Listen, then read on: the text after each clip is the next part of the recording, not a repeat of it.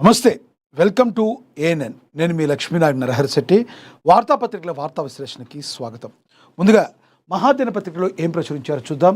మహాదినపత్రికలో తెలంగాణ నా brain child, నేను ఎప్పుడు తెలంగాణకు వ్యతిరేకం కాదు.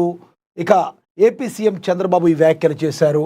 4 పెళ్లిళ్ళు చేసుకోకుండా యూసీసీ అడ్డుకుంటుంది అమిత్ షా మరి చెప్పడం జరిగింది. ఇక అదేవిధంగా ఢిల్లీలో భూకంపం పరుగులు తీసిన జర్మనీ కూడా ప్రచురించారు. ఏఐ సునామీని తట్టుకుందాం, విద్యా వ్యవస్థలో సమూల మార్పులు తెద్దామని మరి సీఎం రేవంత్ రెడ్డి తెలియజేశారని కూడా ప్రచురించారు. ఇక ఏఎన్ఎన్ మహా అవార్డ్స్ సెలబ్రేటింగ్ ఎక్సలెన్స్ హార్నింగ్ అచీవ్మెంట్ అని చెప్పి 4:30 ఏప్రిల్ 11న హోటల్ కత్రియాలో హైదరాబాద్లో జరుగుతుంది. కత్రియా అంటే తెలుసు మనకి, సోమాజిగూడలో ఉంటుంది. ఏఎన్ఎన్ అవార్డ్స్ గురించి కూడా ప్రచురించడం జరిగింది. అదేవిధంగా బీఆర్ఎస్ నౌక మునగుతోంది, 100 సీట్లతో మనమే వస్తామని చెప్పి టీపీసీసీ చీఫ్ మహేష్ కుమార్ గౌడ్ వెల్లడించడం అయితే జరిగింది. ప్రధానంగా ముందు చూద్దాం ఏం మాట్లాడారో ఈయన. బాబా బామ్మర్దుల పోరులో గులాబీ పార్టీ కకలావికలమైందని, దేవుడు పేరుతో బీజేపీ డ్రామాలు సాగవని పిసిసి అధ్యక్షుడు మహేష్ కుమార్ గౌడ్ ధ్వజమెత్తారు. ఇక తెలంగాణ గడ్డపై బీఆర్ఎస్ పార్టీ తన రాజకీయ అస్తిత్వాన్ని పూర్తిగా కోల్పోతుందని, ఆ పార్టీ పతనం ముగింపు దశకు చేరుకుందని టీపీసీసీ అధ్యక్షుడు బొమ్మ మహేష్ కుమార్ గౌడ్ సంచలన వ్యాఖ్యలు చేశారు. శుక్రవారం హైదరాబాద్లోని గాంధీ భవన్లో ఏర్పాటు చేసిన విలేకరుల సమావేశంలో ఆయన మాట్లాడుతూ, రాష్ట్రంలో కాంగ్రెస్ ప్రపంచం మునిపెన్నడూ లేని విధంగా కొనసాగుతుందని ఆయన ధీమా అయితే వ్యక్తం చేశారు. ప్రతిపక్షాలు ఎన్ని కుట్రలు పన్నినా, ఎన్ని అబద్ధపు ప్రచారాలు చేసినా ప్రజలు మాత్రం కాంగ్రెస్ ప్రభుత్వంలో పైనే మరి అచంచలమైన విశ్వాసాన్ని ఉంచారని, ఇటీవల జరిగిన పలు ఉప ఎన్నికలు ఫలితాలే మరి ఇందుకు నిదర్శనమని ఆయన గుర్తు చేసుకున్నారు. ఇక రాష్ట్రంలో ప్రజాస్వామ్య పాలన సాగుతుంటే ఓర్వలేక బీఆర్ఎస్ బీజేపీలు అపవిత్ర పొత్తుతో విషం చిమ్ముతున్నాయని ఆయన మండిపడ్డారు. గులాబీ దళంలో ప్రస్తుతం నెలకొన్న అంతర్గత ముసలంపై మహేష్ కుమార్ గౌడ్ తీవ్రంగా ఆయన మరి ఈ వ్యాఖ్యలు చేయటం అయితే జరిగింది. అది మునిగిపోయే నౌక అని చెప్పారు. ఇక వాళ్ళ యొక్క అపవిత్ర పొత్తు, బీజేపీ బీఆర్ఎస్ రెండు కూడా అపవిత్ర పొత్తు అని చెప్పి మరి టీపీసీసీ చీఫ్ మహేష్ కుమార్ గౌడ్ తెలిపారు. ఇక మనకు తెలుసు, జీవన్ రెడ్డి ఎవరైతే ఉన్నారో కాంగ్రెస్ నేత, ఆయన కూడా ఇప్పుడు బీఆర్ఎస్లోకి పార్టీ వెళ్ళిపోతున్నానని వెళుతున్న ఈ తరుణంలో మహేష్ కుమార్ గౌడ్ ఈ వ్యాఖ్యలు చేయటం మరి మనం కొంత డిఫరెంట్గా చూడొచ్చు. ఇక బాబా బామరుదుల పోరులో గులాబీ పార్టీ కకలావికలమైందని కూడా మరి ఈయన మాట్లాడటం జరిగింది. మరోవైపు కవిత ఎవరైతే ఉన్నారో పార్టీ నుంచి బయటకు వచ్చేయటం, మరి గెంటి వేయబడటం, ఆ తర్వాత ఆవిడకి సపరేట్ పార్టీ పెట్టడం, ఇప్పుడు అతి త్వరలో ఆవిడ పార్టీ ఏంటి, విధి విధానాలు ఏంటి తెలియజేయబోవడం కూడా అతి త్వరలో జరగబోతున్నాయి. వాళ్ళ పార్టీ పేరు కూడా టీఆర్ఎస్ అని ఉండే అవకాశం ఉందని కూడా స్పష్టంగా చెప్తున్నారు. ఎటు చూసుకున్నా కూడా టీఆర్ఎస్కి ఇది తీవ్ర సంక్షోభంలోకి వెళ్ళిపోతుంది, మునిగిపోయే నౌక అని చెప్పి మరి మహేష్ కుమార్ గౌడ్ చెప్పడం అయితే జరిగిందని ప్రచురించారు. ఇక అదేవిధంగా చూసుకుంటే ఏఐ సునామీని తట్టుకుందాం, విద్యా వ్యవస్థలో సమూల మార్పులు, వైట్ కాలర్ ఉద్యోగులకు ముప్పు, బ్లూ కాలర్ వైపు మొగ్గు చూపాలి, ప్రభుత్వ బడిలో నర్సరీ నుండి 12వ తరగతి వరకు ప్రయోగాత్మక విద్యా బోధన, ఇబ్రహీంపట్నంలో పాఠశాల ప్రారంభోత్సవంలో ముఖ్యమంత్రి రేవంత్ రెడ్డి కీలకమైన వ్యాఖ్యలు చేయడం అయితే జరిగిందని ప్రచురించారు. ఇక ఆర్టిఫిషియల్ ఇంటెలిజెన్స్ ఏఐ ఒక శక్తివంతమైన సునామీలా ముంచుకొస్తుందని, ఈ ముప్పును సమర్థవంతంగా ఎదుర్కొన్న దానికి విద్యా వ్యవస్థలో విప్లవాత్మకమైన మార్పులు తీసుకురావాల్సిన అవసరం ఉందని యనుమల రేవంత్ రెడ్డి మరి స్పష్టం చేశారు అని ప్రచురించారు.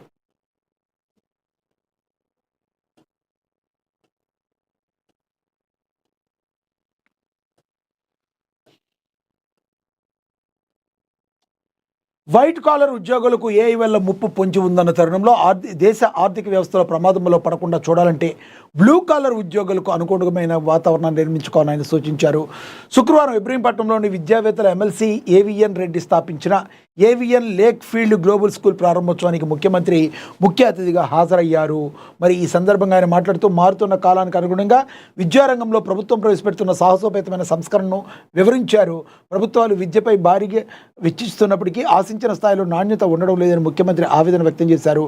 ప్రభుత్వ బడిలో ప్రతి విద్యార్థిపై ప్రభుత్వం ఏటా 1.8 లక్షలు ఖర్చు చేస్తుందని, బడ్జెట్లో 8% పైగా నిధులు కేటాయిస్తున్న ఫలితాలు మాత్రం ఆశాజనకంగా లేవని పేర్కొన్నారు. 6వ తరగతి చదువుతున్న విద్యార్థి కనీసం 3వ తరగతి పుస్తకాన్ని చదవలేకపోవడం దేశ భవిష్యత్తుకే ప్రమాదకరమని హెచ్చరించారు. ప్రతి గ్రామంలోని బడి ఉన్నప్పటికీ నాణ్యమైన విద్యను అందించడంలో ప్రభుత్వాలు ఎక్కడ విఫలమవుతున్నాయో ప్రజాప్రతినిధులు ఆత్మపరిశీలన చేసుకోవాలని కోరారు. వ్యవస్థను పటిష్టం చేసే క్రమంలో కొన్ని కఠినమైన నిర్ణయాలు తీసుకోవడం తప్పనిసరి అని ఆయన స్పష్టం చేశారు. ఈ పరిస్థితిని చక్కదిద్దేందుకు వచ్చే విద్యా సంవత్సరం పరిస్థితిని నుంచి రాష్ట్రంలోని 100 ప్రభుత్వ పాఠశాలలో ప్రయోగాత్మకంగా నర్సరీ నుండి 12వ తరగతి వరకు విద్యా విధానాన్ని అమలు చేస్తామని రేవంత్ రెడ్డి ప్రకటించారు. ప్రైవేట్ పాఠశాలలు విజయవంతం కావడానికి నర్సరీ, ఎల్కేజీ వంటి పునాది తరగతులతో పాటు రవాణా సౌకర్యాలు కూడా ప్రధాన కారణమని ఆయన గుర్తించారు. ఓవరాల్గా ఏఐ సునామీని తట్టుకోవాలి. ఏవైతే ప్రభుత్వ బడుల్లో కనీసం 6వ తరగతి విద్యార్థులు 3వ తరగతి పుస్తకాలు కూడా చదువుకోలేకపోవడం ఇది చాలా దారుణం. ప్రతి విద్యార్థికి ₹1,00,000 పైగా సంవత్సరానికి వెచ్చిస్తున్నాం, కానీ ఆశాజనకంగా అయితే లేదు అని చెప్పి రేవంత్ రెడ్డి తీవ్ర ఆందోళన వ్యక్తం చేశారు. రోజులకు ఏ రకంగా కాలానికి అనుగుణంగా విద్యల్లో కూడా మార్పులు రావాల్సిన అవసరం ఉంది. ఈ రకంగా వెనుకబడిపోవడానికి ఏంటి కారణం అనేది ప్రజాప్రతినిధులు, ఉపాధ్యాయులందరూ కూడా 1-4 సార్లు పునరాలోచించుకోవాలని సీఎం రేవంత్ రెడ్డి చెప్పడం అయితే జరిగిందని ప్రచురించారు. ఇక అదేవిధంగా చూసుకుంటే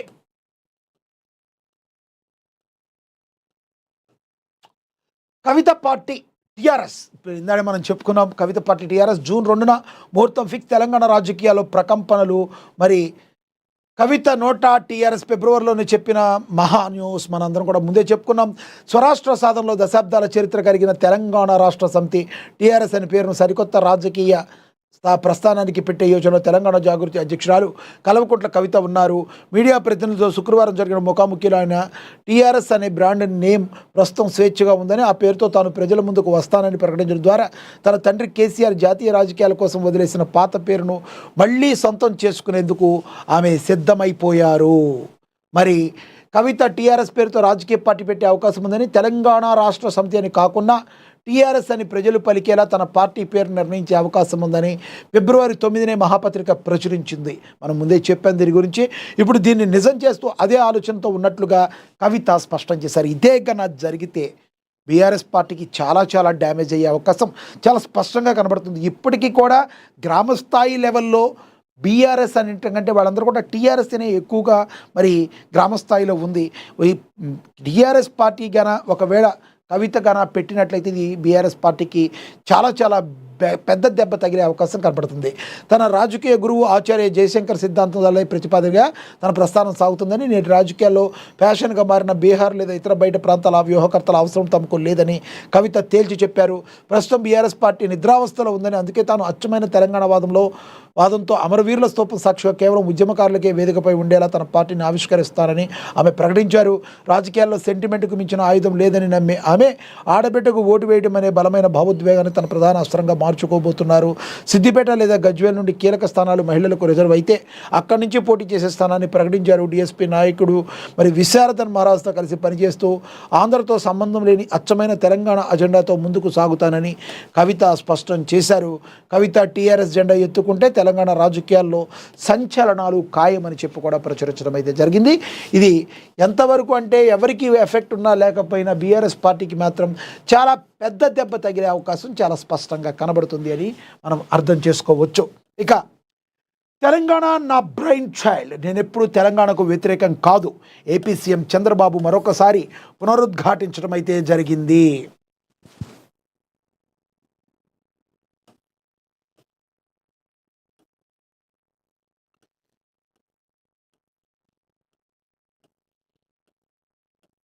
చదువుదాం దీని గురించి ఏం మాట్లాడారు ఆయన.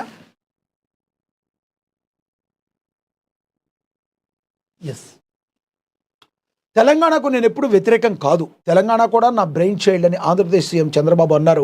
విభజన జరిగినప్పుడు 2 రాష్ట్రాల ప్రయోజనాల మనోభావాలు దెబ్బతిన్నాయన్నారు. 2 రాష్ట్రాల ప్రజలకు న్యాయం చేసి విభజన చేయమని కోరామని, రాజధాని లేకుండా విభజించారన్నారు. తెలుగు జాతి కోసం సైబరాబాద్ హైటెక్ సిటీ నిర్మించామన్నారు. పోలవరం ముంపు మండలాలను ఏపీలో కలిపితేనే తాను ప్రమాణం చేస్తానని చెప్పానని సీఎం చంద్రబాబు తెలిపారు. అమరావతికి చట్టబద్ధత బిల్లు ఆమోదించినందుకు ప్రధానికి ధన్యవాదాలు తెలిపారు. పుష్కర కాలం కిందట అమరావతిని రాజధానిగా నిర్ణయించామని, అది ఇప్పుడు చట్టబద్ధత పొందిందని సీఎం పేర్కొన్నారు. ఉండవల్లిలోని తన నివాసంలో ఏర్పాటు చేసిన మీడియా సమావేశంలో చంద్రబాబు మాట్లాడారు ఈ రకంగా. మరి చాలా సంతోషంగా ఉంది. రాష్ట్ర ప్రజలకి ఒక సందేశాన్ని ఇవ్వడానికి ఈ కార్యక్రమం పెట్టాను. అమరావతిని చట్టం చేసి 12 సంవత్సరాలైంది రాజధానిగా అమరావతిని పార్లమెంట్ ఆమోదించడం ప్రజా విజయంగా భావిస్తున్నాం.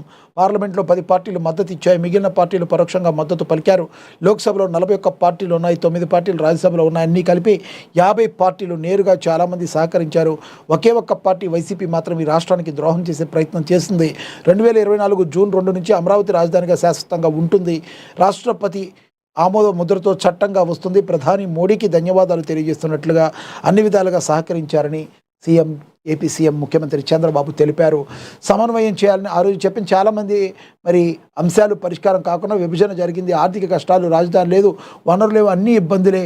మరి అపాయింటెడ్ డే జూన్ 2 కంటే ముందే తెలంగాణలో ఉన్న 7 పోలవరం ముంపు మండలాలు ఏపీలో కలపాలని కోరాను. తెలంగాణకు నష్టం కలగాలని ఎప్పుడూ కోరుకొని ఇవాళ హైదరాబాద్లో ఇంతటి సంపద కలిగిందంటే సైబరాబాద్ లాంటి నగరాల నిర్మాణమే. చాలామంది ఎంపీలు గుర్తించి పార్లమెంట్లోనూ ఇది ప్రస్తావించారు. ఆ గౌరవాన్ని ఎప్పుడూ పోగొట్టుకోను. రాజధాని లేకుండా విజయవాడకు వచ్చాం.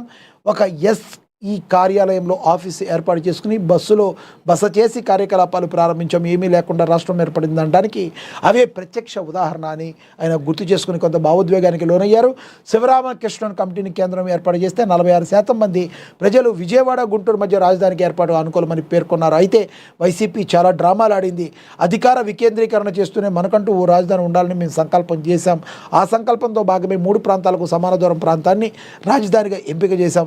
రాష్ట్రం మధ్యలో ఉన్న ప్రాంతంగా కనెక్టివిటీ పరంగా భౌగోళికంగా చారిత్రాత్మకమైన ప్రదేశంగా రాజధాని ఎంపిక చేసి ప్రణాళికలు చేశామని ఏపీ సీఎం చంద్రబాబు తెలియజేసినట్లుగా కూడా ప్రచురించారు.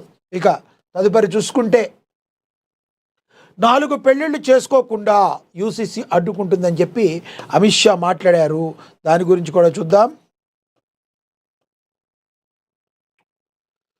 చొరబాటుదారులు 4 పెళ్లిళ్ళు చేసుకోకుండా ఉమ్మడి పౌర స్మృతి ద్వారా అడ్డుకునే వీలుందని కేంద్ర హోంమంత్రి అమిత్ షా అన్నారు. అస్సాంలోని గోల్పడా జిల్లాలో జరిగిన ఎన్నికల ర్యాలీలో ఆయన మాట్లాడుతూ ఆదివాసీల అభివృద్ధి కోసం ప్రధాని నరేంద్ర మోడీ, అస్సాం ముఖ్యమంత్రి హిమంత్ బిశ్వా శర్మ రోడ్ మ్యాప్ సిద్ధం చేశారని తెలిపారు. మోడీ నాయకత్వంలో ఆదివాసీ మహిళ దేశ ప్రథమ పౌరురాలు అయ్యారని తెలిపారు. గిరిజన ప్రాంతాల్లో ఈసీసీని బలవంతంగా రుద్దుతున్నారని కాంగ్రెస్ విమర్శలు చేయడం విడ్డూరంగా ఉందన్నారు. చొరబాటుదారులు అక్కడ ఆదివాసీ మహిళలను వివాహం చేసుకోవడం ద్వారా రాజకీయ పలుకుబడిని సంపాదించడానికి ప్రయత్నించారని, ఇది ఉద్రిక్తతలకు దారితీస్తుందన్నారు. తాము అధికారంలోకి వస్తే అక్రమ చొరబాట్ల విషయంలో కఠినంగా వ్యవహరిస్తామని స్పష్టం చేశారు. అస్సాంలో తమకు మరో 5 ఏళ్ల సమయం ఇవ్వాలని కోరారు. రాష్ట్రానికి పూర్తిగా చొరబాట్ల నుంచి విముక్తి కలిగేలా చర్యలు తీసుకుంటామని, అస్సాంలో యూసీసీని అమలు చేస్తామని అమిత్ షా మరి బహిరంగ సభలో తెలియచేయటం జరిగింది అని చెప్పి ప్రచురించడం అయితే జరిగింది. ఇక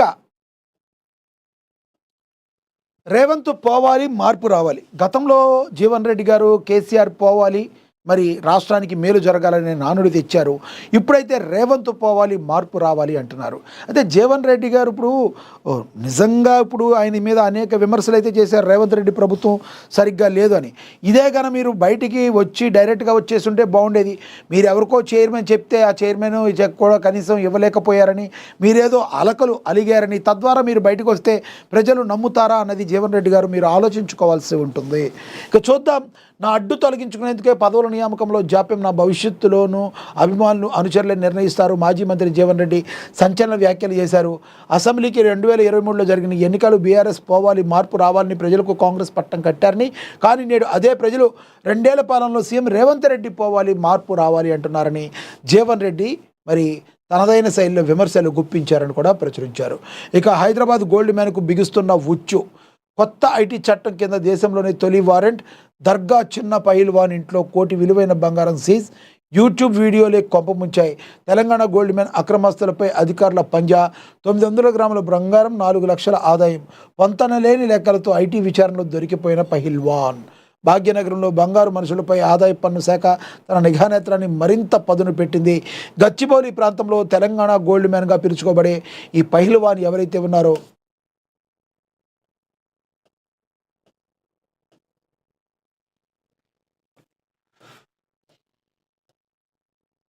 సుపరిచితుడైన యాదగిరి చిన్నగౌడ్ అలియాస్ దర్గా చిన్న పహిల్వాన్ ఇప్పుడు ఐటీ అధికారుల ఉచ్చులో చిక్కారు. సామాజిక మాధ్యమాల్లో భారీ బంగారు ఆభరణాలతో హంగామా చేస్తూ వార్తలు నిలిచిన పహిల్వాన్ నివాసంపై దాడులు చేసిన అధికారులు సుమారుగా ₹1 కోటి విలువ గల బంగారాన్ని స్వాధీనం చేసుకున్నారు. ఆయన వద్ద లభించిన మొత్తం 900 గ్రాముల బంగారంలో 700 గ్రాములకు సంబంధించి ఎటువంటి లెక్కలు లేకపోవడంతో వాటిని సీజ్ చేశారు. మిగిలిన 200 గ్రాములను వ్యక్తిగత అవసరాల నిమిత్తం మినహాయించి ఆయనకే వదిలేశారు. ఆభరణాలు కొనుగోలుకు సంబంధించి ఆదాయ వనరులు వివరించడంలో ఆయన విఫలం కావడంతో అధికారులు కఠిన చర్య తీసుకున్నారు. ఈ కేసు దేశవ్యాప్తంగా ఒక మైల్ రాయిగా నిలిచింది. మరి ఈ గోల్డ్ మెడల్ ఏంటో, ఈ గోలేంటో ఓవరాల్గా పెద్దోడు ఇంత బంగారం పెట్టుకోవడం, యూట్యూబ్లకి ఇంటర్వ్యూలు ఇవ్వటం. ఇప్పుడు చూడండి ఏమైందో. ఇక అంతకుముందు ఒక పిల్లోడు కూడా, ఇంకో పిల్లోడు పేరు అయితే నాకు గుర్తు రావట్లేదు, ఆయన కూడా ఇక్కడి నుంచి ఉరేసుకున్నట్టుగా ఇంతవరకు బంగారం. మరి వీళ్ళందరూ కూడా చెప్పాలి, మీరు బంగారం ఎక్కడి నుంచి ఉంది అంటే ఏంటి, మీరు ఎలా సంపాదించారు, మరి మీ తాతల ఆస్తి ఎంత, మీ ఆస్తి ఎంత, అన్నీ అడుగుతారు కదా, అన్నీ కూడా చెప్పాలిగా. దొరికిపోయారు. ఏది ఏమైనప్పటికీ మరి మొన్నేమో సూర్యాబాయి, ఈరోజేమో దర్గా చిన్న పైల్వాన్. ఇప్పుడు నెక్స్ట్ ఎవరనేది మనం చూడాలి. ఎవరికి ఉపయోగం దీనివలన, వీళ్ళ యూట్యూబ్లు, వీళ్ళ వీడియోల వలన ఏదో పబ్లిసిటీ అవుద్ది అనుకున్నారు. ఆగలకి కొంప ముంచి ఉన్న బంగారం పోయే అన్నట్టుగా, ఉన్నది పోయే అన్నట్టుగా తయారైంది. ఇక అదేవిధంగా చూసుకుంటే ఆపరేషన్ సింధూర్ 2 సంకేతాలు ఉన్నాయి. మనందరికీ తెలుసు, పశ్చిమాసియాలో యుద్ధాల నేపథ్యంలో మనకి ఏందో జరగబోతుంది అంటానికి. ఎందుకంటే ఢిల్లీలో హై లెవెల్ కమిటీ మీటింగులు జరిగినాయి. ఈ హై లెవెల్ కమిటీ మీటింగులు కేవలం గ్యాస్ కోసమో చమురు కోసమో జరుగుద్దా? కాదు కదా. మరోవైపు పాకిస్తాన్ కూడా ఏదో ఒకటి చేయడానికి కాలు దూతున్నట్టుగా ఉంది. ఇదే సరైన సమయంలో పీఓకి కానీ తెచ్చుకునేటట్టుగా మరి పాకిస్తాన్ ఏదన్నా చేస్తే మాత్రం భారత్ చేసే అవకాశం ఉంది. కాబట్టి ఆపరేషన్ సింధూర్ 2 సంకేతాలు ఉన్నాయి. ఎందుకంటే దీనికి సైరన్ ఎలా మోగిస్తున్నారు ఏంటి, వీటిలన్నింటినీ రెడీ చేసుకోవటం, మరి ఏవైతే ఏరోప్లేన్కి వెళ్ళికి సంబంధించిన ఏవైతే రోడ్స్ ఏవైతే ఉంటాయి వీటన్నిటి కూడా సరిచూసుకోవడం చూస్తుంటే వారు సిగ్నల్స్ అయితే కనబడుతున్నాయని మరి విపరీతంగా ప్రచారం అయితే జరుగుతుంది. దీనిలో భాగంగా మరి ఆపరేషన్ సింధూర్ 2 సంకేతాలు ఉన్నాయి. కవ్విస్తున్న పాక్ సరిహద్దుల్లో హై అలర్ట్, ఎలాంటి పరిస్థితుల్లోనైనా ఎదుర్కొనేందుకు భారత్ రెడీగా ఉంది. ఆపరేషన్ సింధూర్ 2పై గత కొంతకాలంగా భారత్ ఆర్మీ, రక్షణ అధికారులు అనేక మార్లు ప్రకటన చేయగా ఇప్పుడు అమెరికా ఇరాన్ యుద్ధం మాటున పాక్ కవ్వింపులు మొదలుపెట్టింది. పాక్ అమెరికాకు తన భూభాగాన్ని ఇస్తే యుద్ధానికి పాక్ ఉబలాట పడే అవకాశం ఉందని, దీనిపై అప్రమత్తంగా ఉండాలని భారత్ రెడీ అయినట్టు తెలుస్తుంది. ఇప్పటికే పలు ఉన్నత స్థాయి భేటీలు జరగగా రాబోయే 2 వారాల్లో ఏమైనా జరగవచ్చని ప్రచారం జరుగుతుంది. ప్రధాని మోడీ, రక్షణ మంత్రి రాజ్నాథ్ సింగ్ ఇప్పటికే యంత్రాంగాన్ని సంసిద్ధంగా ఉండాలని సంకేతాలు ఇచ్చారు. ఈసారి పాక్ భారత్ జోలికి వస్తే పాక్ను మ్యాప్లో లేకుండా చేస్తామని పలుమార్లు భారత రక్షణ అధికారులు హెచ్చరించారు. ఈ ఏడాది పూర్తవుతున్న తరుణంలో పహల్గామ్ దాడి జరిగి ఏడాది పూర్తవుతున్న తరుణంలో భారత్ పాకిస్తాన్ మధ్య మాటల యుద్ధం ముదిరింది. పాక్ రక్షణ మంత్రి ఖవాజా ఆసిఫ్ మరోసారి భారత్పై వివాదాస్పద వ్యాఖ్యలు చేస్తూ ఉద్రిక్తతలకు ఆజ్యం పోశాడు. భారత్ తమపై దాడులకు ప్రణాళికలు రచిస్తుందని, నిరంతరం రెచ్చగొట్టే చర్యలకు పాల్పడుతుందని ఆయన ఆరోపించాడు. ఒకవేళ భారత్ ఏదైనా దుస్సాహసానికి ఒడిగడితే ఊహించని రీతిలో మరి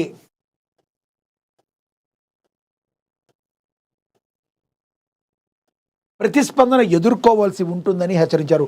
ముందుగానే వాళ్ళ మీడియా అన్నీ కూడా ఏదో మనమేదో చేయబోతున్నాం అన్నట్టుగా మరి రకరకాలుగా వస్తున్న పరిస్థితులు చూస్తుంటే 100% ఏదో జరగబోతుంది. దీనికి భారత్ సరిగ్గా ధీటుగా సమాధానం చెప్పడానికైతే సిద్ధంగా ఉంది. ప్రతిస్పందించాల్సి ఎదుర్కోవాల్సి ఉంటుందని హెచ్చరించారు. పహల్గామ్ ఘటన వార్షికోత్సవం వేళ భారత్ వైపు నుంచి ముప్పు పొంచి ఉందని ఖవాజా ఆసిఫ్ పేర్కొన్నారు. భారత్ తమపై దాడులు చేసేందుకు సాకులు వెతుకుతోంది. మాపై జరిగే ఏ చిన్న దాడినైనా అత్యంత వేగవంతమైన వ్యూహాత్మకమైన ప్రతిస్పందనతో తిప్పికొడతాం. మరోసారి మాతో ఘర్షణకు దిగితే భారత్ తీవ్ర పరిణామాలు అనుభవించాల్సి ఉంటుందని ఆయన వ్యాఖ్యానించారు. అంతర్జాతీయంగా ఇరాన్ యుద్ధం నడుస్తున్న నేపథ్యంలో భారత్ దీన్ని అవకాశంగా తీసుకుని తమ సరిహద్దుల్లో అలజడి సృష్టించే ప్రయత్నం చేస్తోందని ఆరోపించారు. సరిహద్దుల్లో హై అలర్ట్. పహల్గామ్ దాడి వార్షికోత్సవం నేపథ్యంలో జమ్మూ కాశ్మీర్ సరిహద్దుల్లో భారత భద్రతా దళాలు అత్యంత అప్రమత్తంగా ఉన్నాయి. అటు ఇరాన్ సంక్షోభం, ఇటు పాక్ మంత్రులు రెచ్చగొట్టే వ్యాఖ్యల నేపథ్యంలో ఎలాంటి అవాంఛనీయ సంఘటనలు జరగకుండా నిఘా వర్గాలు నిరంతరం పర్యవేక్షిస్తున్నాయి. పాకిస్తాన్ తన అంతర్గత సమస్యలను నుంచి ప్రజలను దృష్టి మళ్లించేందుకే ఇట్లాంటి కవ్వింపు చర్యలకు పాల్పడుతుందని చెప్పి కూడా మరి మనం అర్థం చేసుకోవచ్చు అని కూడా ప్రచురించడం అయితే జరిగింది. ఇక ఢిల్లీలో భూకంపం, పరుగులు తీసిన జనం. మనకి తెలుసు మరి భూకంపం వస్తే ఏ విధంగా ఉంటుందో. మరి అవి ఒక్కోసారి భూకంపాలతో ఆగవు, అవి సునామీలుగా వచ్చే అవకాశం కూడా కనబడుతుంది. ఇక్కడ ఇచ్చారో దీని గురించి ఒకసారి చూద్దాం. ఢిల్లీలో భూకంపం గురించి.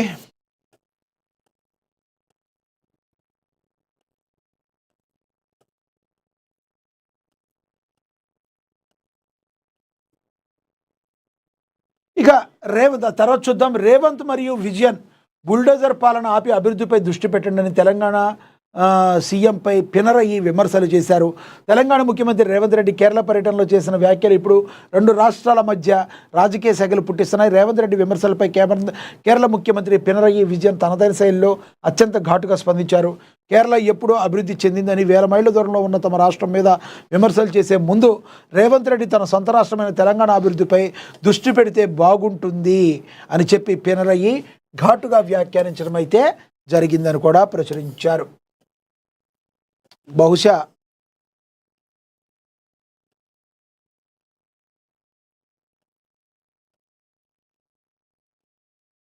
రైట్. తర్వాత ఆపదలో అండగా మిత్రుడు, భారత్కు రష్యా భారీ ఇంధన భరోసా, హార్ముజ్ జలసంధి మూసివేత, మధ్యపాశ్చాత్య ఉద్రిక్తతల వేళ అండగా ఉంటామని ప్రకటన, చమురు గ్యాస్ ఎరువుల సరఫరా పెంచేందుకు సిద్ధం, ప్రధాని మోడీ జయశంకర్తో రష్యా ఉప ప్రధాని డెనిస్ మ్యాంటరావు కీలక భేటీ చేశారని కూడా మరి ప్రచురించారు. ఆ రోజు నుంచి ఈ రోజు వరకు కూడా మనకి ఎంతో కాలంగా మరి మన మీద పాకిస్తాన్ దాడి చేయాలనుకున్నప్పుడు కూడా మనకి అమెరికా లాంటి దేశాలు అన్నీ కూడా మన మీద కలిపి దాడి చేయాలనుకున్నప్పుడు మనకి నిలబడిన ఏకైక దేశం రష్యా.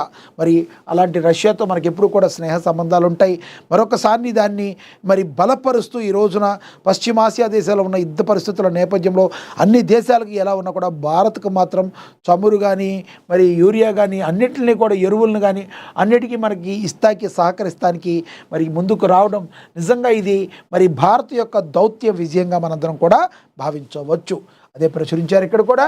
ఇక శ్మశాన వాటికన మత్తు బాబులకు అడ్డాన, మరి నల్గొండ జిల్లాలోని కంప చెట్లతో అడవిని తలపిస్తున్న ప్రాంగణం, తాగుబోతులకు గంజాయి బ్యాచ్లకు నిలయం, భయం గుప్పిట్లో స్థానికులు కాలనీ వాసులు పట్టించుకొని నల్గొండ కార్పొరేషన్ అధికారులను కూడా ప్రచురించారు. మరి మనకు తెలుసు మరి శ్మశాన వాటికలు అనేవి మరి ఎంతో చాలా కీలకంగా ఉంటాయి. అలాంటి వాటిని సంరక్షించాల్సిన బాధ్యత సంబంధిత అధికారుల మీద ఉంటుంది. కానీ ముళ్ళ చెట్ల మధ్య ఈ రకంగా ఉంటే ఇవి తాగుబోతులకు అడ్డగా మారిపోయిందని కూడా చెప్తున్నారు. అంతిమయాత్రకు వెళ్లే వేళ ఆత్మీయులకు వీడ్కోలు పలికే చోట కనీస గౌరవం కూడా కరువైంది. నల్గొండ పురపాలక సంఘం 19వ డివిజన్ పరిధిలో శ్రీనగర్ కాలనీ శ్మశాన వాటిక నేడు అధ్వాన స్థితికి చేరింది. అధికారుల నిర్లక్ష్యం, పర్యవేక్షణ లోపంతో వైకుంఠధామం కాస్త అసాంఘిక కార్యకలాపాలకు అడ్డాగా మారిపోయింది. శ్మశాన వాటిక అంతటా పిచ్చి మొక్కలు, ముళ్ళ కంపలు విపరీతంగా పెరిగిపోయాయి. చూస్తుంటే ఇది శ్మశానమా లేదా దట్టమైన అడవా అన్నట్టుగా తయారైపోయింది. దీని అన్నింటినీ కూడా మరి చూసి అధికారులు సరైన నిర్ణయం తీసుకుని మరి ఆ సమస్యను పరిష్కరించకపోతే మాత్రం ప్రజలందరూ కూడా కొంత కోపోద్రిక్తులయ్యే అవకాశం చాలా స్పష్టంగా కనబడుతుంది. కాబట్టి సంబంధిత అధికారులు దానిపై మరి అక్కడ జరిగిన విధానాన్ని, ఆ తాగుబోతులకు సంబంధించిన దాని నుంచి దాన్ని బయటపడేసి మంచిగా దాన్ని శుభ్రం చేసి మరి ప్రజలకి అందుబాటులో ఉంచేలాగా చూడాల్సిన బాధ్యత మరి అక్కడ ఉన్న సంబంధిత అధికారులపైన ఉంటుందనే మాట వాస్తవంగా మనం గమనించాలి. ఇక ప్రమాదం తర్వాతే స్పందన, సింగరేణి ఓబీ కంపెనీలో డీడీఎంసీ తనిఖీలు, ఫిట్నెస్ లేని స్కానియా డంపర్ల నిలిపివేత, గోప్యంగా నిర్వహించిన తనిఖీలపై విమర్శలు, ఆలస్యంగా వెలుగులోకి వచ్చిన వివరాలను కూడా ప్రచురించారు. ఇక అదేవిధంగా అసంపూర్తిగా మార్కెట్ నిర్మాణంపై ఆగ్రహం, చిరు వ్యాపారుల కష్టాలు కల్పించలేవా అని చెప్పి మణుగూరులో ప్రశ్నించడం జరిగింది. ఇక మణుగూరులో గోదావరిలో తగ్గిన నీటి మట్టం, ఇంటెక్ వెలుకు నిలిచిన నీటి సరఫరా, మణుగూరు పట్టణంలో సంక్షోభం, తాత్కాలికంగా ప్రత్యేక మోటార్లు ఏర్పాటు చేయడం కూడా జరిగిందని కూడా ప్రచురించారు. ఇక చీకటిలోనే వైఎస్ఆర్ నగర్, మరి మణుగూరులో విద్యుత్ కోసం విలువలాడుతున్న కుటుంబాలు ఓటు హక్కు ఇచ్చి బాధ్యత మరిచిన ప్రభుత్వం, స్తంభాలు నిలబెట్టినా కరెంటు మాత్రం లేదు, సమస్య పరిష్కారానికి తక్షణ చర్యలు తీసుకోవాలని గ్రామస్తులు కోరుతున్నారన్నట్టుగా కూడా ప్రచురించడం అయితే జరిగింది. ఇక విలక్షణ రాజకీయం పవన్ సొంతం అని కూడా ప్రచురించారు. ఇక చూద్దాం. యువత రాజకీయాల్లోకి రావాలని, మరి పాలితులుగా ఉండకుండా పాలకులుగా మరి ఉండాలని, ఎదగాలని ప్రతి ఒక్కరూ ఆకాంక్షిస్తారు. కానీ ఆచరణలో ఆ దిశగా యూత్ను చైతన్యపరిచి రాజకీయ రంగంలో వారు ముందుకు సాగేలా ప్రోత్సహించేవారు కొద్దిమందే ఉంటారు. ముఖ్యంగా యువతలో రాజకీయ చైతన్యం నింపుతూ తమదైన గమ్యం చేరుకునేలా ప్రోత్సాహం అందించడం కీలకం. ఆ దిశగా వారి అడుగులు పడేలా ప్రముఖ సినీ నటుడు, ఆంధ్రప్రదేశ్ ఉప ముఖ్యమంత్రి పవన్ కళ్యాణ్ తన వంతు ప్రోత్సాహం ఇస్తున్నారని చెప్పడంలో ఎటువంటి అతిశయోక్తి లేదని ప్రచురించారు. ఇక తన జనసేన పార్టీలో యువతకు ప్రాధాన్యత ఇస్తున్నారు. సంప్రదాయ రాజకీయ పార్టీలకు ఉండే భావజాలానికి భిన్నంగా తమ పార్టీలో జన సైనికులకు తనదైన పందాలో ప్రయాణం కొనసాగించే దిశానిర్దేశం చేస్తున్నారు. ఫలితంగా యువతలో రాజకీయ చైతన్యం పెరుగుతుంది. ముఖ్యంగా తెలుగు రాష్ట్రాల్లో పొలిటికల్ జర్నీ చేయాలని యువత యువకులు నడుం బిగిస్తున్నారని చెప్పొచ్చు. జనసేన పార్టీలో జన సైనికులుగా తమ రాజకీయాన్ని షురూ చేయాలని యువత పెద్ద ఎత్తున ఆసక్తి చూపిస్తుందని కూడా మరి ప్రచురించారు. ఇక విలక్షణ శైలి పవన్ సొంతం అంటున్నారు. అధికార వికేంద్రీకరణ, పర్యావరణ పరిరక్షణ, సుపరిపాలన వంటి అంశాలతో పాటు దేశభక్తి గురించి నినదించే నాయకుడిగా పవన్ కళ్యాణ్ పేరు సంపాదించుకున్నారు. ముఖ్యంగా యువత అభిమానులు నుంచి మంచి లీడర్గా పవన్ ఎమర్జ్ అయ్యారని కూడా ప్రచురించారు. ఇక దేశభక్తిలో ఆయనకు ఆయనే సాటని, అంతా కలిపి నేను పిడికెట్ మట్టే కావచ్చు కానీ నేను ఒకసారి తలెత్తి చూస్తే ఒక దేశపు జెండాకున్నంత పొగరు ఉంటుందంటూ అశేష అభిమానులను ఉద్దేశించి పవన్ చెప్పే మాటలు యువతనే కాదు ప్రతి ఒక్కరిలోనూ ఉత్సాహాన్ని, దేశభక్తిని నూరిపోస్తుంటాయి. ముఖ్యంగా యువతను ఉద్దేశించి కలలు అంటూ గుంటూరు శేషాంధ్ర శర్మ, బాలగంగాధర్ తిలక్ కవితలను ఉటంకిస్తూ భావోద్వేగంతో పవన్ ఇచ్చి చెప్పే మాటలు యువతను ఉత్తేజపరిచేస్తున్నాయి. ప్రస్తుతం పాలనాపరంగా డిప్యూటీ సీఎంగా సేవలు అందిస్తూనే నటనాపరంగాను కుదిరినంతలో సినిమాలు చేస్తూ ఒకే సమయంలో నటుడుగాను నాయకుడుగాను జోడు గుర్రాల మీద స్వారీ చేస్తూ ప్రజల్లో ఉన్నారు జనసేన అధినేతగా ఉన్న పవన్ కళ్యాణ్ అని చెప్పి, అదేవిధంగా ప్రధానమంత్రి నరేంద్ర మోడీకి అత్యంత ఆత్మీయుడిగా ఉన్నారు. ఈయన భవిష్యత్తులో మరి దేశ రాజకీయాల్లో కీలక పాత్ర పోషించే అవకాశాలు మెండుగా కనిపిస్తున్నాయని కూడా ప్రచురించడం అయితే జరిగింది. లింగబత్తిన కృష్ణ మరి ఆయన రాశారు దీని గురించి అని కూడా ప్రచురించారు. ఇక రేవంత్ సర్కార్ డిజిటల్ ముందడుగు, మరి డిజిటలైజేషన్లో తెలంగాణ ప్రభుత్వం పాలన సామాన్యుడు ముంగిడికి చేర్చే దిశగా రేవంత్ సర్కార్ ఒక విప్లవాత్మక డిజిటల్ ప్రయోగానికి శ్రీకారం చుట్టింది. గతంలో చిన్నపాటి ధ్రువపత్రం కావాలన్నా మీ సేవలు కేంద్రాల వద్ద గంటల తరబడి వేయించుంటాం, ఇంటర్నెట్ సెంటర్ల చుట్టూ ప్రదక్షిణలు చేయడం ప్రజలకు నిత్యకృత్యంగా ఉండేది. ఇబ్బందులకు శాశ్వత పరిష్కారం చూపుతూ పాలనలో అరచేతిలో సెల్ ఫోన్ని తీసుకొచ్చేలా ప్రభుత్వం సరికొత్త వాట్సాప్ చాట్బాట్ విధానాన్ని అందుబాటులోకి తీసుకొచ్చింది. ఇందులో ప్రత్యేకంగా 8096958096 అనే వాట్సాప్ నంబర్ను కేటాయించింది. దీన్ని రాష్ట్ర ప్రభుత్వ సేవలన్నిటికీ వన్ స్టాప్ షాప్గా కేవలం ఒక్క సందేశంతో ప్రభుత్వ యంత్రాంగం పౌరుల చెంతకు చేరేలా ఈ వ్యవస్థ రూపుదిద్దటం విశేషం. ఇలాంటివి చేస్తున్నందుకు రేవంత్ రెడ్డిని అభినందించాలని చెప్పి ప్రజలందరూ కూడా అంటున్నారు. ఇక ఆమ్ ఆద్మీ పార్టీలో రాఘవ్ మరి చద్దా తుఫాన్ అని కూడా ఈయన గురించి కూడా మరి ప్రచురించడం అయితే జరిగింది. అదేవిధంగా చూస్తే జనగణనలో పనులు సమగ్రంగా చేపట్టాలని భద్రాద్రి జిల్లా కలెక్టర్, కొత్తగూడెం జిల్లా కలెక్టర్ అంకిత్ తెలియజేశారని ప్రచురించారు. ఇక కొనుగోలు కేంద్రాలు ప్రారంభించాలని కారేపల్లిలో మరి ఏయుకేఎస్ అఖిల భారత ఐక్య రైతు సంఘం మరి వాళ్ళ డిమాండ్ను తెలియజేసినట్టుగా కూడా ప్రచురించడం అయితే జరిగింది. అదేవిధంగా మండలంలో ఘనంగా గుడ్ ఫ్రైడే వేడుకలు బాగా జరిగాయి. మనకు తెలుసు గుడ్ ఫ్రైడే నిన్న, కాబట్టి మండలంలో బాగా జరిగాయి. అలాగే పిప్రి సభకు పకడ్బందీ ఏర్పాటు, సీఎం రేవంత్ రెడ్డి మరి పిప్రికి వెళ్ళబోతున్నారు. ఆదిలాబాద్లో ఈ నెల 6న సీఎం రేవంత్ రెడ్డి రాక ఏర్పాట్లకు పరిశీలించే మంత్రులు, ప్రభుత్వ సలహాదారులు, అధికారులు, మరి ఆదిలాబాద్ కాంగ్రెస్ పార్టీ ఇన్ఛార్జి కంది శ్రీనివాసరెడ్డిని కూడా మనం ఇందులో చూడవచ్చు.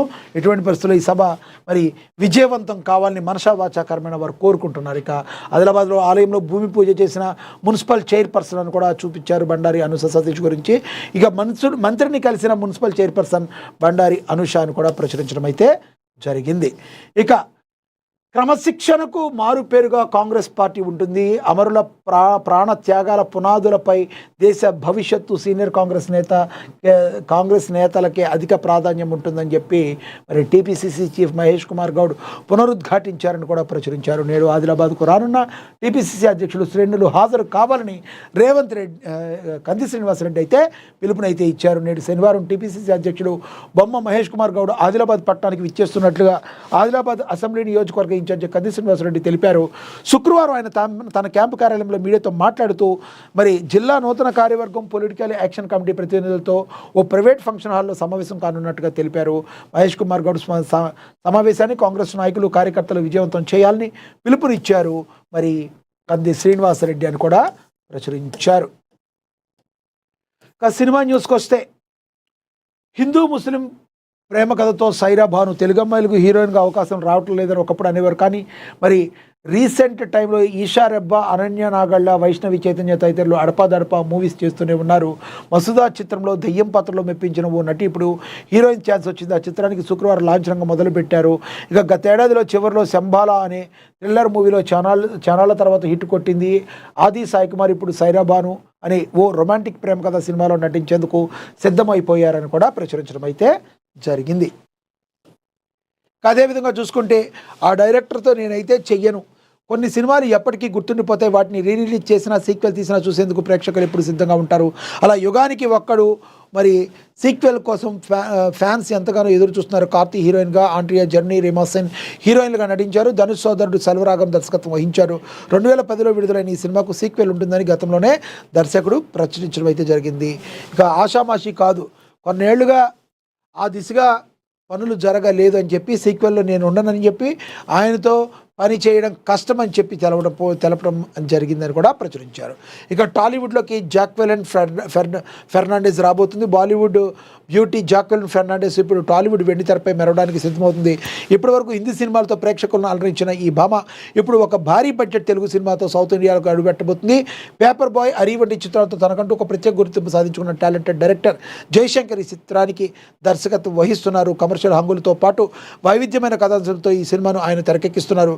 ప్రస్తుతం ఈ సినిమా షూటింగ్ చాలా వేగంగా జరుగుతుంది. చిత్రంలో అత్యంతకమైన కీలక సన్నివేశాలను డార్జిలింగ్ పరిసర ప్రాంతాల్లో షూట్ చేస్తున్నారని కూడా ప్రచురించారు. ఇక పని మనిషి లైంగిక వేధింపులు, చేతులు జోడించి అడిగా, ఇలా కాదని అని చెప్పి చేతులు జోడించి బతికిలాడిన 2 ఏళ్లలో ఫ్లోర్ నుంచి దూకేశానని చెప్పి లైంగిక వేధింపుల నుంచి తాను కాపాడుకునేందుకు 2వ అంతస్తు నుంచి దూకానంటుంది బుల్లితెర నటి, హిందీ బిగ్ బాస్ 13వ కంటెస్టెంట్ ఆర్తి సింగ్. ఆమె ఏదైతే చెప్పారో ఆమె గురించి కూడా ప్రచురించారు. ఇక తదుపరి రైట్. సో ఓవరాల్గా చూస్తే మరి